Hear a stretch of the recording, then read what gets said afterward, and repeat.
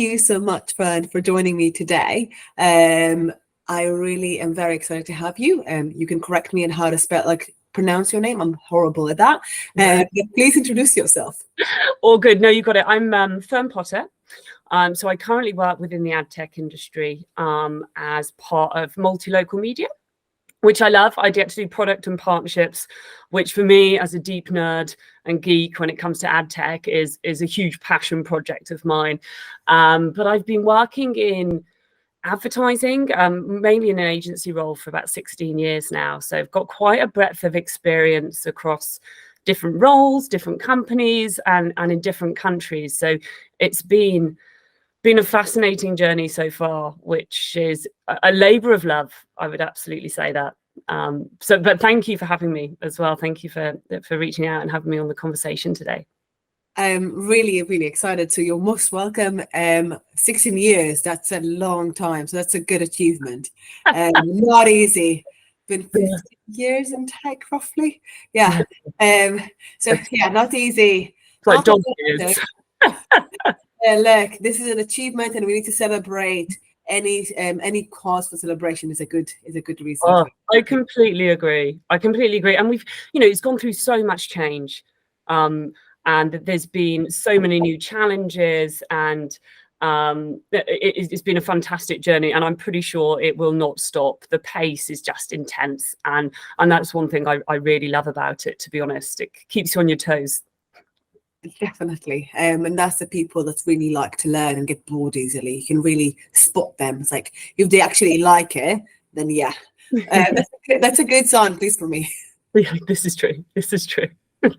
To start with my favorite question is, every time we talk about female leadership, we often talk about the challenges, and while those are really important, I really think that I like to flip the script and kind of start with a positive and ask, what is the advantage of being a woman in the industry? AKA, what is your superpower? Yeah, it's such a great question, and I love it. I love the positive start, because actually, I think in my experience so far, it has been like, there is challenges, but it is overall really positive. I speak with friends and family and colleagues that are part of different industries, and I think what we've created as women in the ad tech and advertising industry is really special. We've got a lot of initiatives, a lot of support, community and groups, and we can always do better.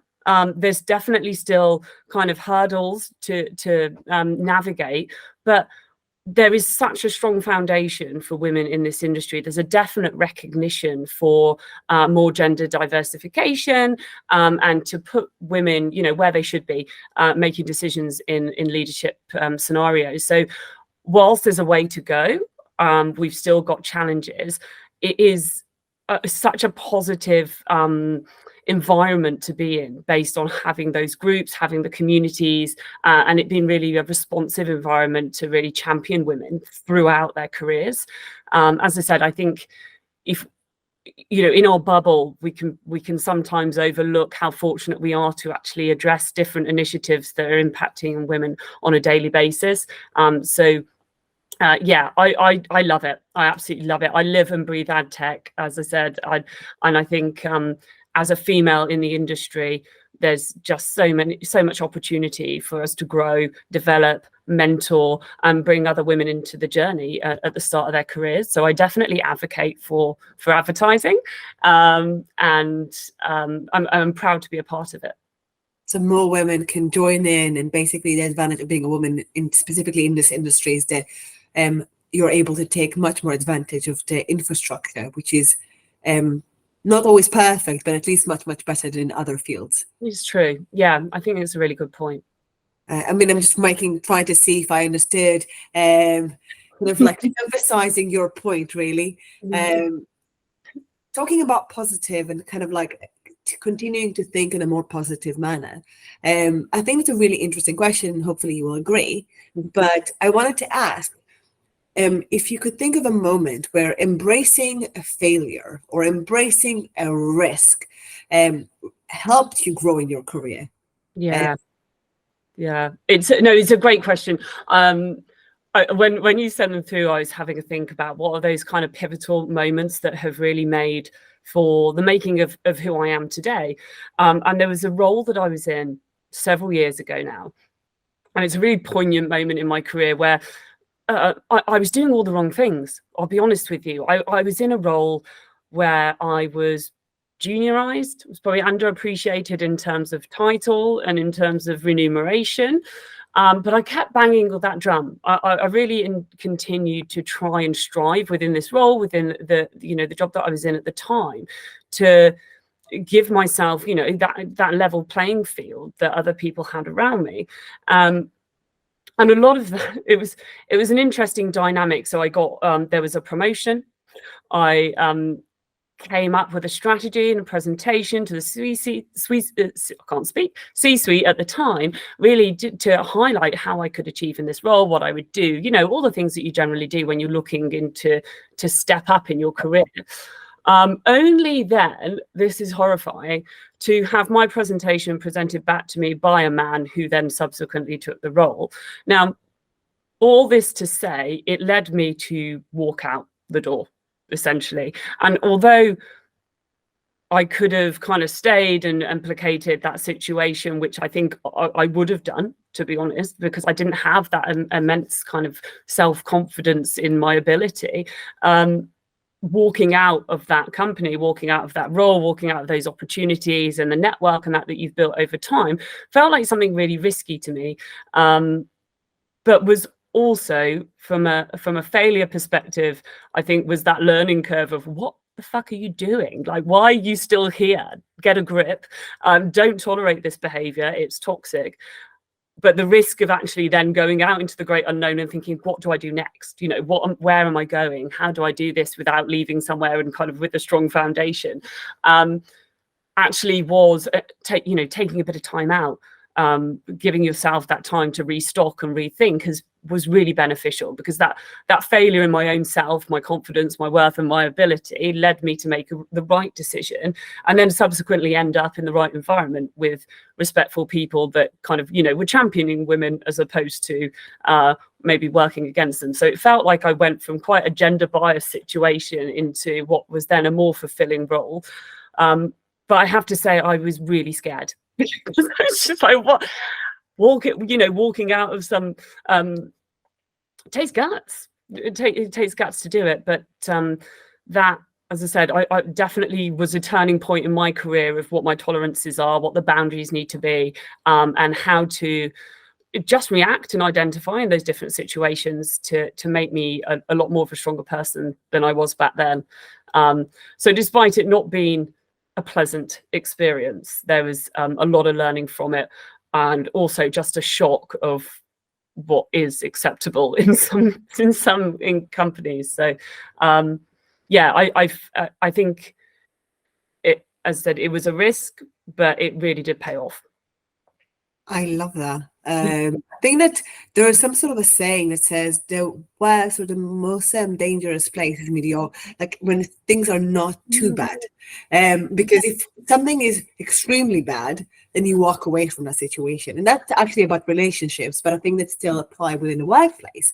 Because if it's a really bad relationship, you just at least end it. If it's an amazing relationship, you stay and you're happy. But if it's okay-ish relationship, but it's not obviously super toxic, but like you're not really happy, that's a really dangerous space to be, because you're then stuck, like you somehow end up accepting that thing, the fact that they made it really obvious that how toxic they were was almost a gift to you to break free of that chain.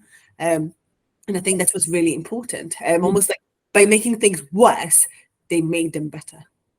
I love that. You're so right. It's amazing how much you just start to tolerate because everything's okay, but okay is not good enough.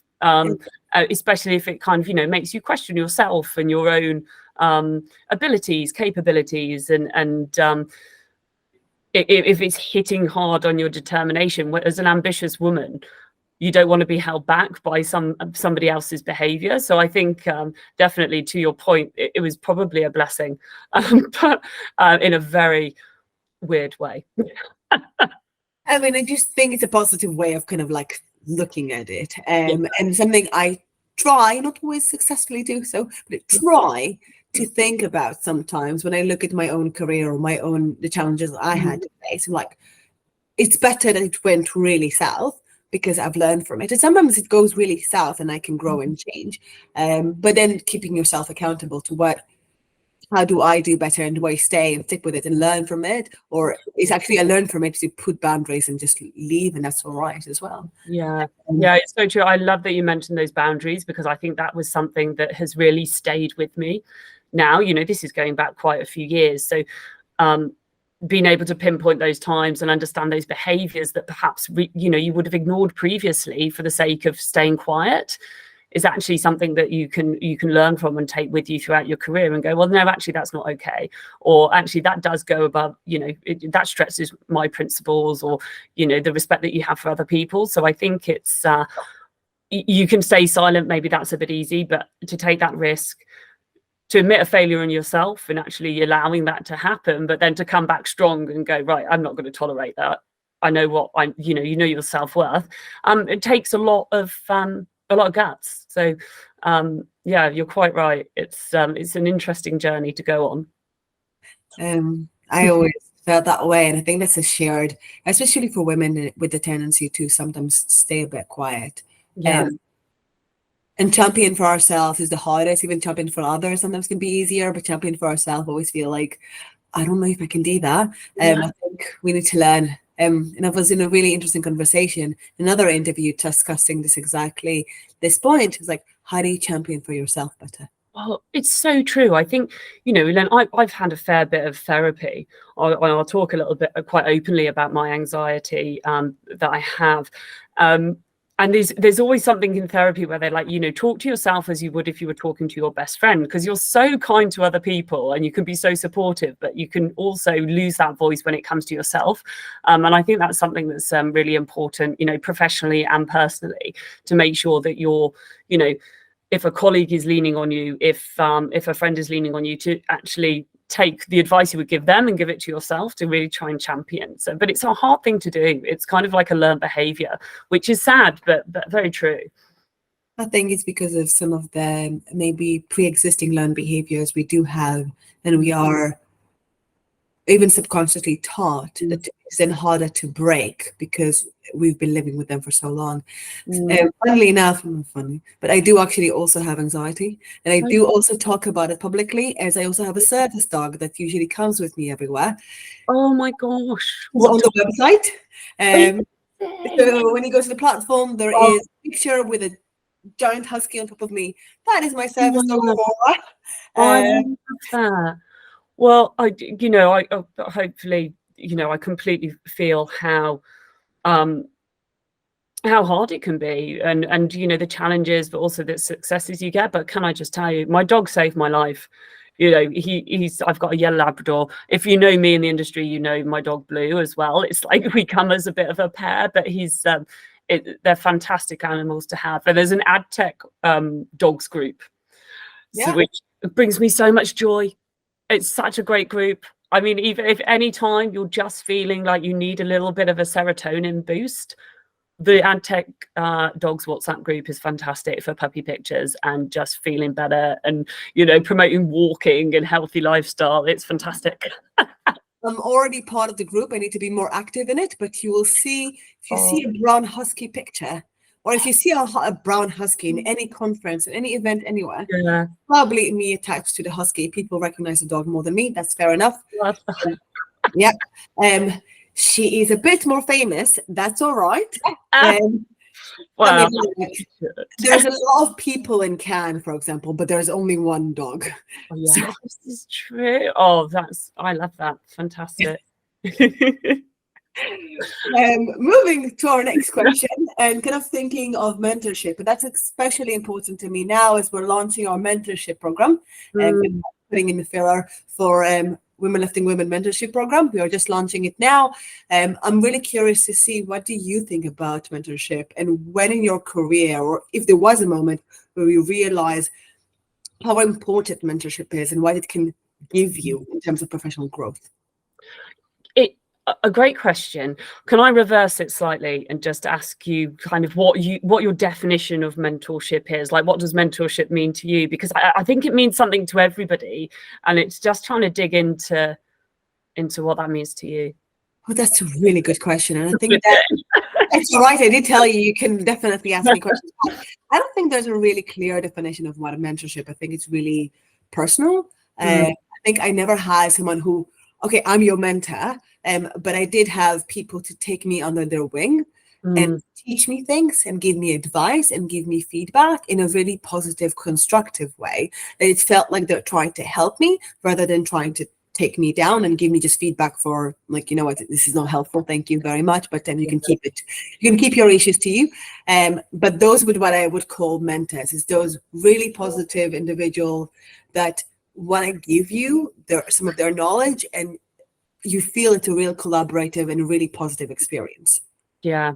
No, that makes sense, and I completely agree. I think in terms of that champion, and at different times in your career or times of your life as well, which influence your career, you can kind of call on different people in different ways to help you with different parts and aspects of that. And when I got your question, I was thinking about it in terms of where I'm at now, to be honest. So we talked about anxiety. A couple of years ago, I went through just a traumatic health experience from a mental health perspective, whereby I didn't work for a year.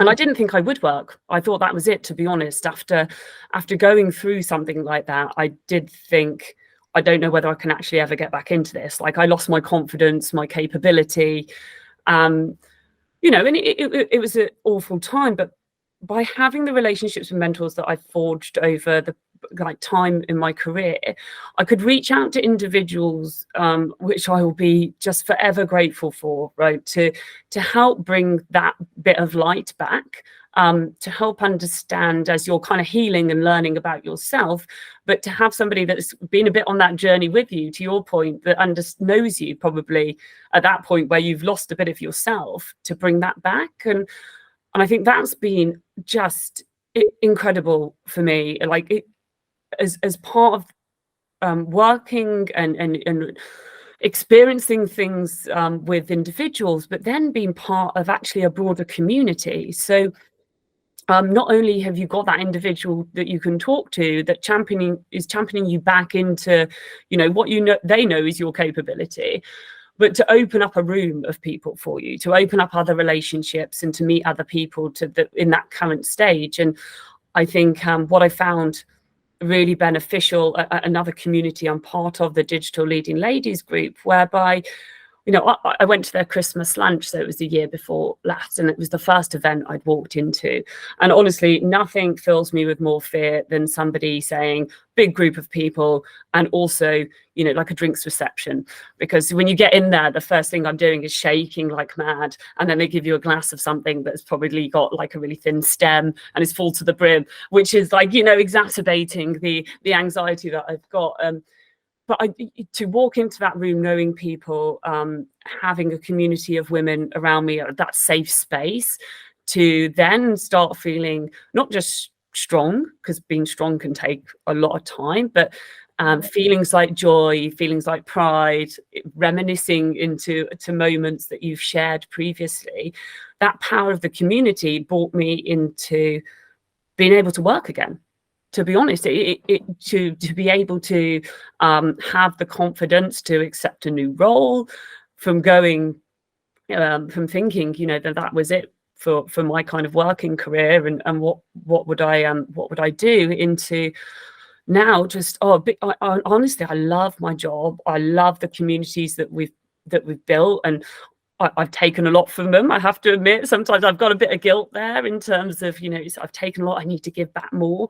But I think that's been a fantastic journey. And that's what I see as that mentorship in this current phase of like my career, and what I'm working through is the communities that enable me to actually be in that room and be part of something bigger. So mentorship is phenomenal. And I think what you can take from individuals and people, and obviously give back and exchange that camaraderie is so important for us as we grow in our careers, and that's what I love about women, that safe space to be able to contribute and be a part of something is really powerful. I really appreciate that. I think that one of the things I say quite often about this process of like interviewing different women in leadership position and otherwise, and having that opportunity and having the opportunity to talk to so many amazing women is a gift that I have received.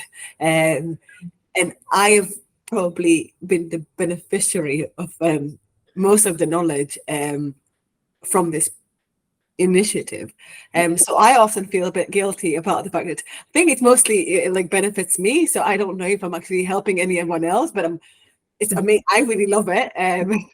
No, but what you're doing, it's fantastic initiative, because you know the series that you've got, you're sharing that on a platform, and you can have these conversations, and it's, you know, it's raw, it's honest, and I think as women we do that really well. We can be really authentic, and I don't have much of a work-life balance because I love my job so much. I just believe it's like it's part of my personality. Like there's not that distinguished work and life, and I think that's what's so beautiful about this, and what you're putting together is the fact that you can bring your authentic self, have these conversations, and hopefully, you know, it helps people. It helps people understand better. It helps people open up. But like you said, learning from all different you know, people's perspectives and views and what they've been through is fantastic. So no, thank you for setting this up. It's wonderful.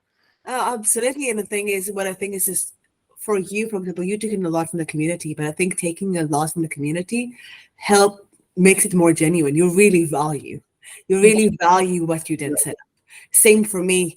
I really value the series. And I really value this initiative because of how much it impacted me and how much I took from it. So anything I give back, I get back in times 10. And I think that's a beautiful balance to have when you give, is the fact that you're actually receiving more than you're even giving. And that's a really great way of maybe taking away that if you're giving something you're not getting. That's really most of the time not true.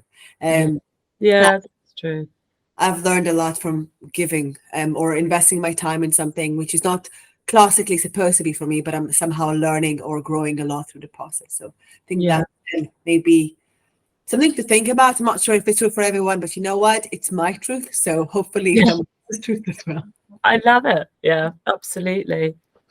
And you already talked about inclusivity, but and diverse workspace. I'm going to circle back as a woman in a leadership position. How do you think we can foster more inclusive and diverse work environments? What are some of the tactics maybe that you're using or thinking about?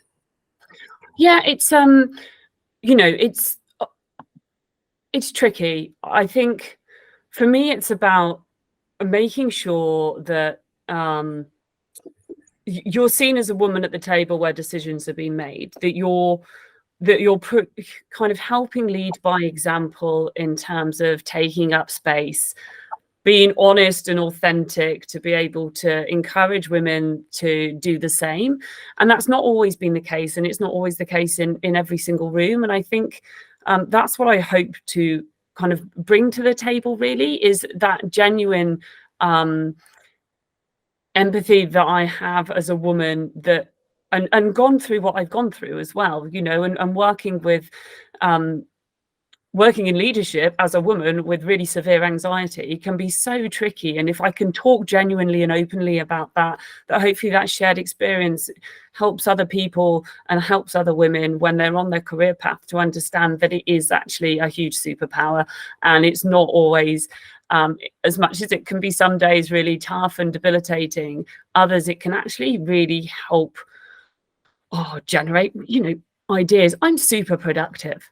Like, you know, I read more than ever before because I constantly am craving, with that high anxiety mindset, that craving information. You can be super strategic, but you can have boundaries that you need to set to protect your own mental health, but also bring your best to the table. And I think all of that is what I hope to foster in just having these open conversations. So any females and anybody that's in the start of their career that has those mental health struggles, can see that it's not something that holds you back. It's not a negative influence on your capability to do your job, but you've just got to be mindful and use it as a tool and look after yourself as well in that process, to be able to do your role and to take joy from it as well. I think that's always something that can be quite tricky when you're navigating both. So I don't know whether that answers your question, but in terms of what I'd like to do and what I hope I do is have provide a safe space for those conversations to happen, and then just work with, you know, the toolkit that I've developed just in my experience. Some things work for some people, some things don't for others, but just to share that experience to help give some guiding principles on working through anxiety and being a woman in the industry. No, I think it's a really, really good point. I think actually what I found really interesting is that perspective of, you know what's something you would imagine to be a hindrance, something that will hold you back, can become your advantage. And it all depends on how do you almost flip the script or your perspective on it. Because I find often my greatest strengths are also my weaknesses. And it really depends. They come out like not really as, this is not like me saying something good about myself. I'm really going to caveat it, but I think relatively quite quickly. The way that my brain works, I process information really fast. It also means that the way that I read, I don't actually read full words. I scan them and I process them really fast. Spelling is not for me. It also means that I will respond really quickly to answers. So I sometimes will cut people off by mistake, not intentionally. I already processed, already have.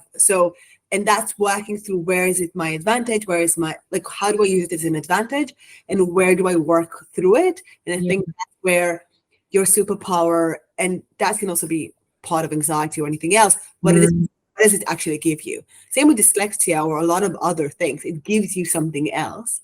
And if we're thinking of how that disability is actually also an ability, maybe we can start thinking, how do we harness the same thing in a more positive way? Maybe. I know, I love it. I feel like when you just spoke about the processing, the talking, I'm quite reactive, and then I'll sit with something and go, actually, no, I've changed my mind about that. And I think I feel exactly the same when you're talking about your experiences. That's how I kind of process information and conversations, and how I kind of conduct myself, and what it kind of feels very comforting. I feel like we're having quite a cathartic conversation, but it's like, yeah, you're not alone. But I think bringing awareness to that with other people as well, because not everybody's the same, I think is a really useful tool to be able to go, you know, this is just part of my personality. This is how I work.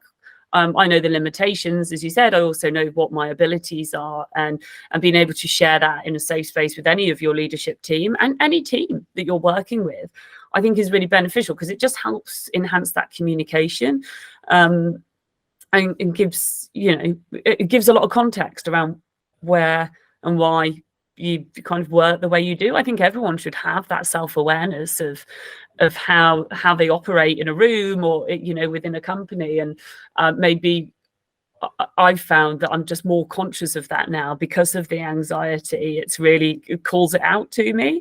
But again, I find it something that can be quite a beautiful way of working, a super productive way of working. You know, I can bang slides out all the time, just love it, all that input and things like that. But it's not without its like ups and downs.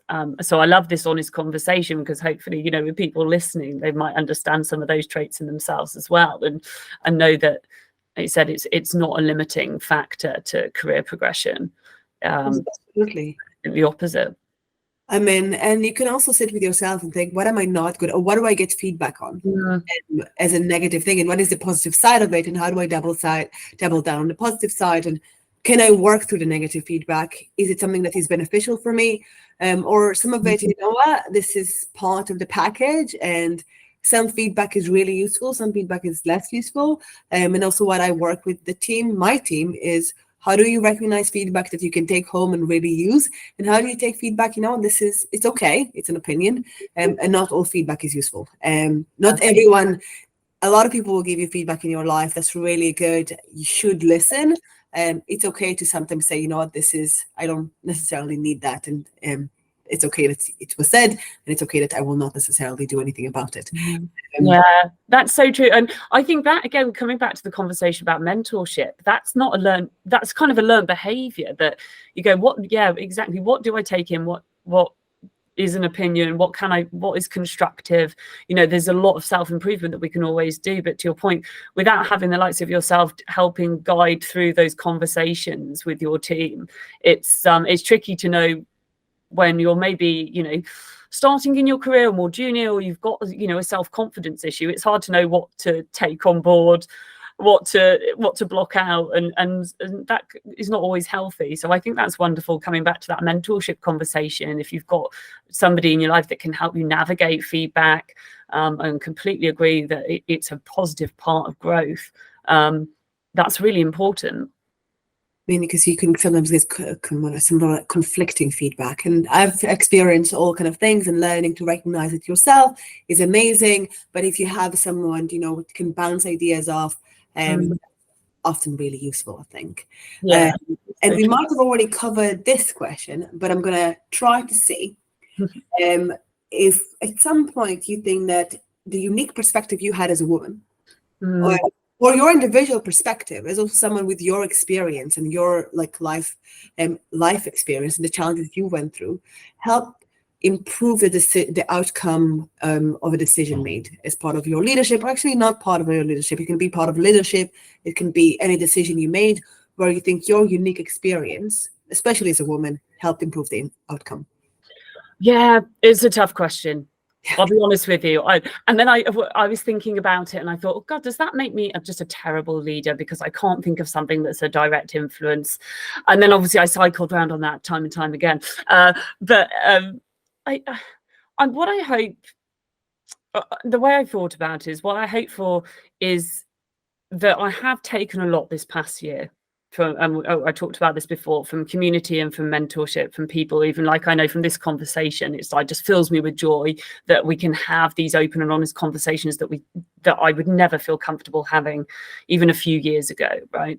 And what I hope to achieve next year or subsequently to follow up with is, instead of getting taking a lot, is actually giving back. So I feel like I've had a bit of a comeback, but now I want to give back. And part of that for me is having more conversations like this, making sure that actually I stand up for what I believe in leadership meetings, in the room, to be able to bring that unique perspective to decision making. I don't know whether I've done that, if I can pinpoint something specifically, but one of the biggest learnings that I've had that I do share with the team and other women in the industry is just about boundary setting, because I think that's again something we can be. When you're an ambitious woman, I think you can say yes a lot and you can take on a lot. And when you keep achieving, you keep wanting to overachieve. And I think with the anxiety layered on top of that, actually, it can become quite a negative cycle. So having those boundaries, being able to say no, but in the right way, and bringing that to the table, but then also how I can kind of set the scene for what that looks like for anybody that is kind of going through the same thing in the future is important to me. So I don't know whether that answers the question, to be honest, but that's how I kind of feel about where I need to go next. And my nieces call me Auntie Fern the feminist, because I strongly believe in the equality that you can bring to a team, and that, as much as I said, there's a lot of positivity in our industry, there's a lot more that can be done. And I think I really want to use that as a bed to be a bit noisier, have more confidence in my abilities and bring that to the table. But that's just taking some time after what's the last couple of years of growth. So I guess it's more of an aspiration as something I can pinpoint. I'm sure it's great to always have a spark for more, and I'm sure that it's been there. I think that the reason why we sometimes can pinpoint is because it's also hard for us to take credit. if I had to answer the same question myself, I'm just thinking, if I'm being honest with myself, it would have been hard for me to probably find it. I would have to force myself to go through one of the biggest decision we've had. Where I was most vocal, and where isn't the element of being a woman was probably the most was most pronounced. But it's really hard because what is being a woman, and how everything, all of the aspects of my personality is probably linked also to my gender and how I was brought up and a lot of other things. So it's a really hard point. But I think when you have classic examples where you have a woman in the room and she can bring some unique perspective about the product you're about to develop, this doesn't just to the team. The fact that we're still not testing medicines on women is a lot of things that people are bringing up a lot. But for example, if you had more women in those meetings, maybe this will probably come up. This is true. Also about safety belts. Now, I'm already scared of cars. Oh, gosh. And then if we are not testing, until recently, we haven't tested safety belts on women. I know. It's madness. Like, last time, look, we can drive, so there's that to contend with. But it's so important to have that rounded view, and just the language is used. And I think also, from what I've been through the last few years, I never underestimate how valuable a safe space is. And I mean physically safe and also mentally safe for women to talk, be heard, but also feel secure in their environment. And I think, again, that's something that's unique to me because of what I've been through.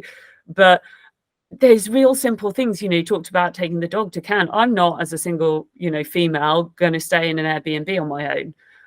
And some of those things you can kind of bring to the forefront that might not have been considered before. So that safe space, I think, is also something that's really beneficial that even I've overlooked in the past because it just hasn't really registered until recent events. I think for me, for example, I wouldn't think of it because for example, my experience as a woman, because I've always had to, for example, travel alone. I've traveled most of the world alone for work mainly. Always me and myself. Sometimes now me and the dog. So the dog is right. Good. Yes, the dog is less alone. But I've been traveling alone, so I often neglect the fact that different women have different perspective about safety, and partially because of the environment I grew up in, made me insensitive to what's safety, because I lived in such an unsafe environment by other standards that everything else looks safe in comparison. So okay, not bombed, good enough. But it is that perspective. Before the last couple, until a couple of years ago, I would have never even questioned it. Similar to you, like travel all over the place, don't mind, absolutely fine. And now I think, having gone through, situations, it's just made me really acutely aware of the duty of care that we have as a business to make sure there's safe environments for people. But yeah, I agree. It's a strange one to talk about, actually, because you think it should be a given, but there's so many incidents. The numbers around violence towards women is so high. I think domestic violence is 1 in 4. I read a study around violence on public transport in London is 1 in 3 women have felt harassed and unsafe. So I think there's aspects that I think about now that have kind of changed that perspective that I hope to maybe bring to that conversation, just to make sure that people do feel safe in the work environment that they're in. I think we get to work from home a lot as well, which is nice. No, absolutely, but I think it's really important. I think that men, for example, will not even think about the fact that a woman working at night alone feels unsafe, or will think about it. There's someone walking behind her, she will think about it, she will worry, which is a problem men will never have, or is uncommonly, it's not common. It's not as common. It's not common. They won't think about it as much, they won't worry as much. And the fact that we do have to worry, or I do go to Cannes, but 2 years ago when I went to Cannes and wore this really sparkly, really tight dress, I was stopped in the street, not by people from the industry, but several times. And I had to say a lot of hard no's and a lot of be a bit tough. And of course, I grew up in an environment where men are a bit more, let's say, much, I don't know how to describe it, but a bit more, so they say we're a tougher breed of women. I don't know if that's true, but we have very thick and high walls. So a positive thing, I don't know if but it's definitely something that you can see. And the fact that we have to deal with it, and the fact that it shaped so much of our personality, that I was thinking just earlier today, I actually don't help men if they're in a, I lived in Amsterdam. If I see a drunk man fall over off his bike, I don't help him. If I see a drunk woman fall off her bike, I do help her. I was thinking of my own bias and my own and I was thinking, is this discrimination or is this just learning? And when is learning justifies? You're not going to repeat the same thing because every time you stop and you help someone, they end up following you home, and then you have to hide and do a whole lot of things. When is it justified to say, you know what? Good luck to you. Just I'm out. It's like your risk aversion, isn't it? And as you said, from what you've done, from what you've been through in a personal experience can help shape those decisions. But unfortunately, you're not responsible for someone else's behavior. And if it's an unknown, then what do you do? And I think, therefore, you just take yourself out of that risky situation. But I mean, the company I work at now, our leadership team and the people I work with, I have those open, honest conversations with, which is an absolute blessing. And even to the point of, dark nights now, I take time before the end of the working day to go and walk my dog, because I won't walk him in the dark. And it's and that's what you could do in a workplace as a woman, is offer that justification for flexibility. That's, I don't have kids, or and I think that's one part of it. But